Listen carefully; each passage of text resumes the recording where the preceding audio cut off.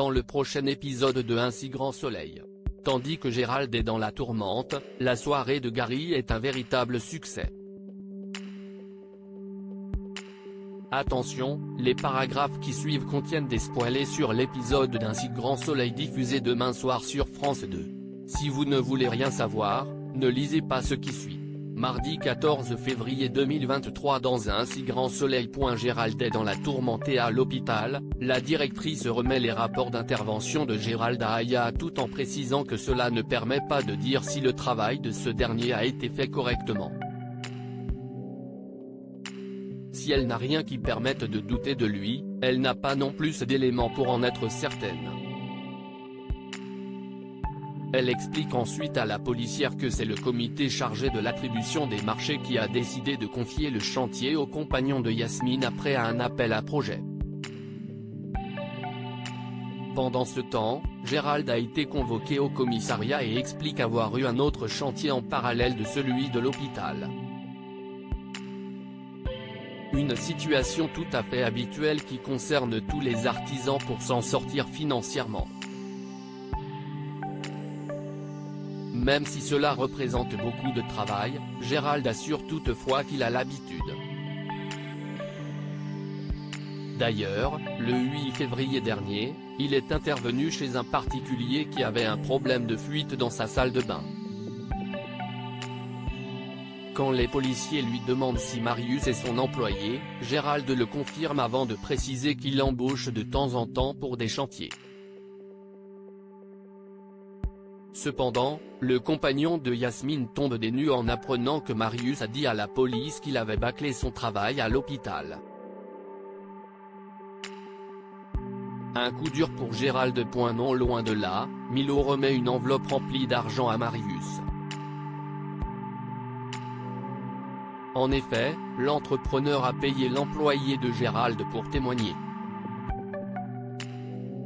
Comme c'est évidemment illégal, Milo compte sur sa discrétion. Peu après, Milo retrouve Johanna au cabinet. Cette dernière l'informe alors que le commissariat a reçu le témoignage d'un employé de Gérald qui confirme que ce dernier a bâclé son travail à l'hôpital. Un témoignage qui change la donne dans leur stratégie de défense. À cette annonce, Milo rétorque qu'il se sent soulagé d'avoir refusé la conciliation. En parallèle, Yann, Berthier et Becker font le point sur l'enquête. Bien que Marius n'ait aucune raison de mentir sur son patron, le lieutenant Cross trouve quand même étrange que ce témoignage tombe pile au moment où les experts ciblent la société dirigée par Milo.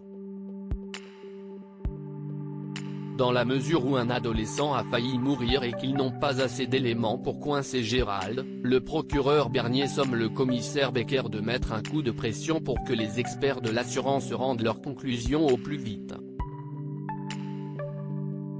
Au cabinet, Johanna met Claudine dans la confidence concernant l'avancée de l'affaire de Milo. La jeune femme en profite également pour la remercier pour son soutien ces derniers temps.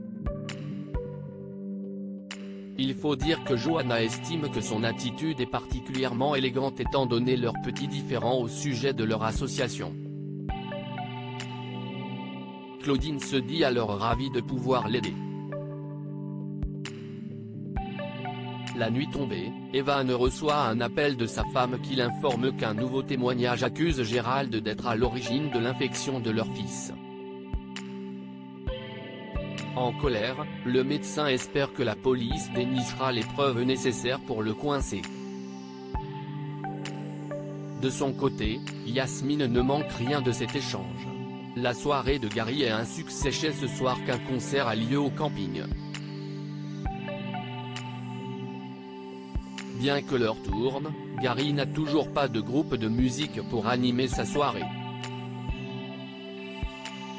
C'est pourquoi, il finit par engager les amis de Blamont.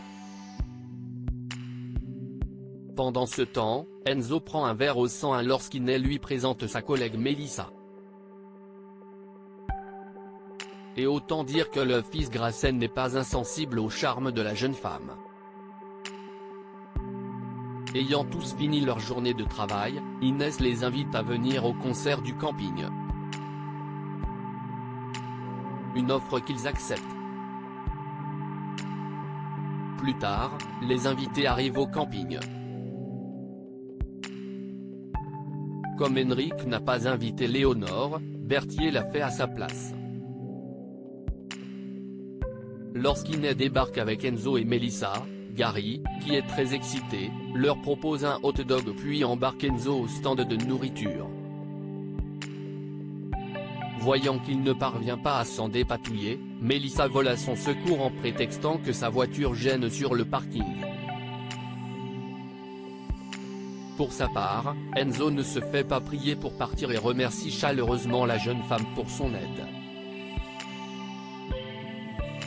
Dans la foulée, le concert commence et l'ambiance est festive. Tandis qu'Enzo et Mélissa se rapprochent, Léonore et Henrik dansent ensemble.